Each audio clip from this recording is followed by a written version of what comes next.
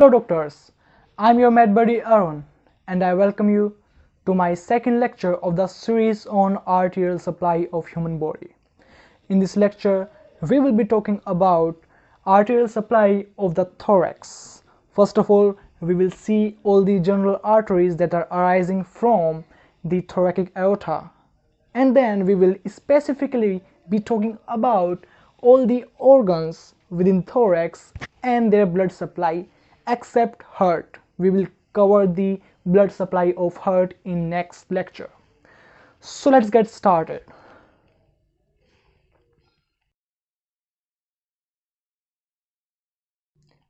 From the left ventricle, as the aorta arises, it forms arch of aorta. The arch of aorta on the right side gives brachiocephalic trunk, and on the left side it gives two arteries, that is the common carotid artery and the subclavian artery. From the subclavian artery towards the thorax arises another artery, that is the internal thoracic artery. So let's talk about this. The internal thoracic artery gives several branches. The first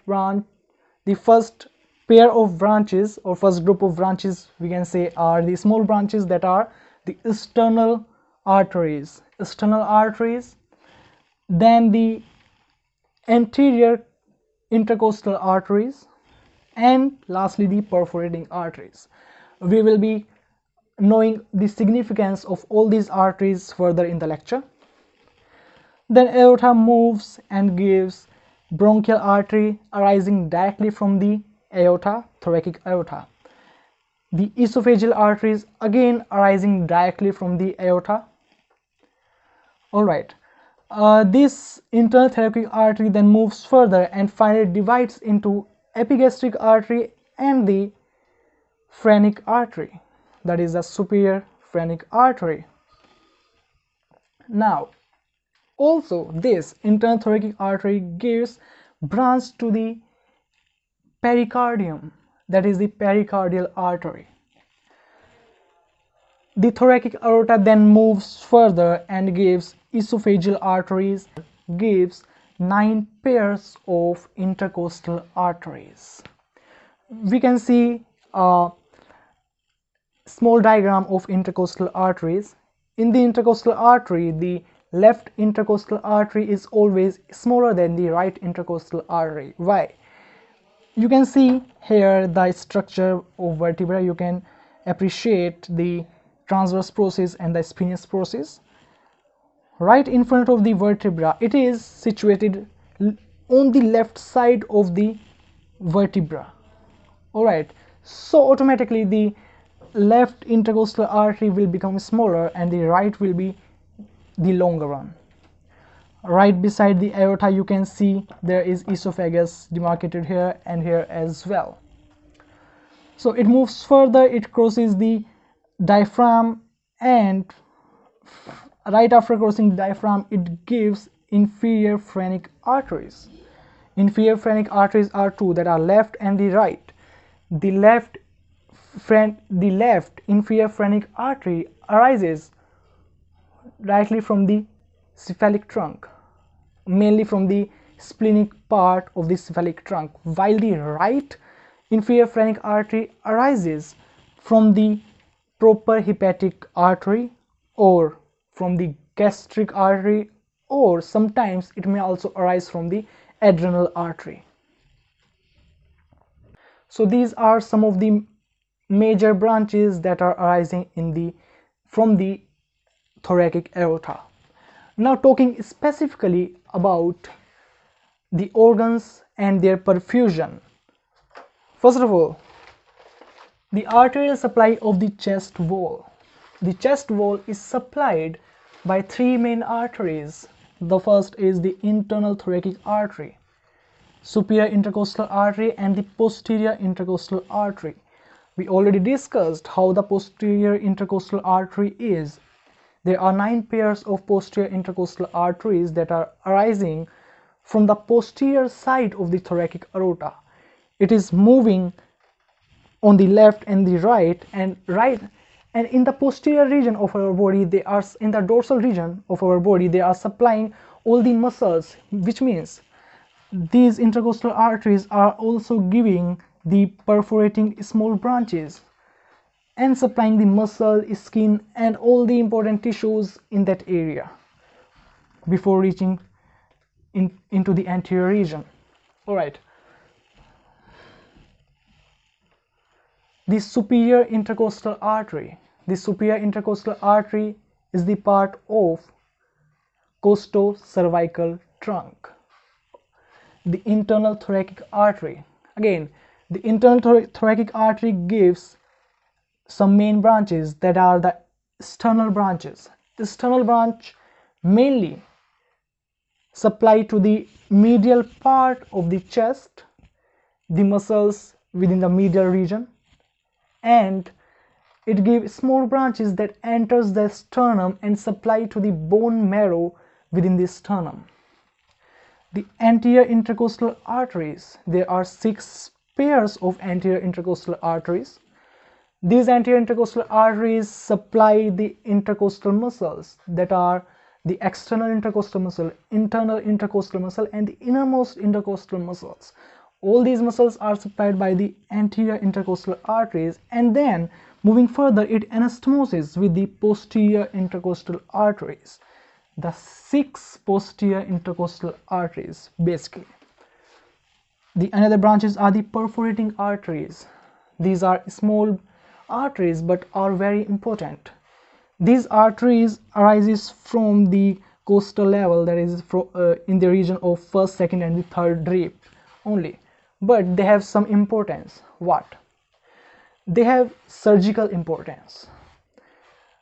Because of the perforating artery, it becomes possible to take out a skin flap right from the chest, and this skin flap containing some other tissues can be used for the reconstruction surgery of head and neck area. That's why these perforating arteries become important. And finally, it ends up into superior epigastric artery and musculophrenic artery. From the name, we can appreciate their supply. The superior epigastric artery will definitely be supplying the superior part of the gastrum, that is the stomach, while the musculophrenic artery, it is a muscular branch, and also it supplies the region of the diaphragm.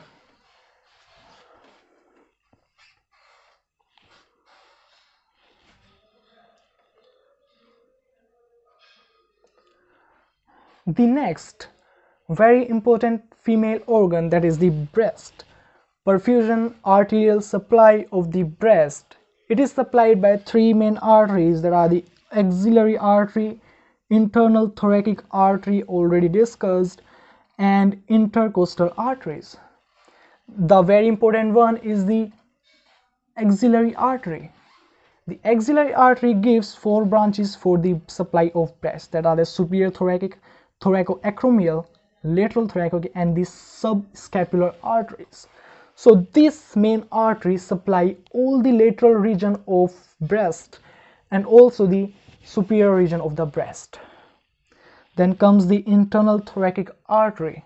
It gives again from the costal regions 2 to 4 the perforating arteries that supply muscles right below the breast and important tissues of the breast in the medial region. Intercostal arteries also give the perforating branches. These supply the lower region of the breast. Now the pleura. The pleura is divided into 2 parts, that are the parietal pleura and the visceral pleura. For the parietal pleura, the mediastinal part of the parietal pleura is supplied by intercostal arteries, internal thoracic artery, bronchial artery. The bronchial artery are again directly arising from the aorta. The upper diaphragmatic arteries and the mediastinal arteries. These both arteries are again arising directly from the aorta. That is the upper diaphragmatic artery right from here, and the mediastinal artery again right from here, supplying to the mediastinum. The diaphragmatic part of the parietal pleura is supplied by superior diaphragmatic branch, that is coming from the internal thoracic artery. The visceral part of the pleura is supplied by the bronchial artery, mainly by the bronchial artery. Now the lungs are supplied by two main group of arteries that are the directly from the pulmonary artery that are arising from the right ventricle. The two pulmonary artery that are the right and the left pulmonary artery directly entering the lungs and are responsible for the perfusion of the lungs, while the region which is not supplied by these arteries is supplied by the bronchial vessels. The bronchi are directly supplied by the bronchial arteries, again arising directly from the aorta. Esophagus, the cervical region of the esophagus is supplied by the inferior thoracic artery. Inferior thoracic artery is part of which artery? I explained you in last lecture.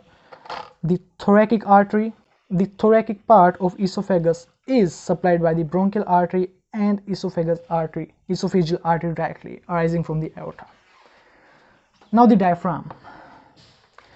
Diaphragm is again divided into two regions for its perfusion, that is the costal margin of the diaphragm, coastal region of the diaphragm, that will be like here, and the visceral region of the diaphragm, that is right above the abdomen.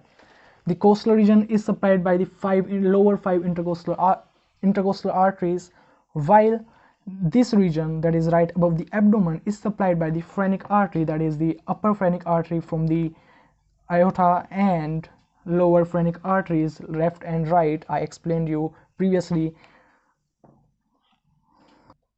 that is arising from the celiac trunk and giving the left and the right phrenic artery and supplying the abdominal region of the diaphragm.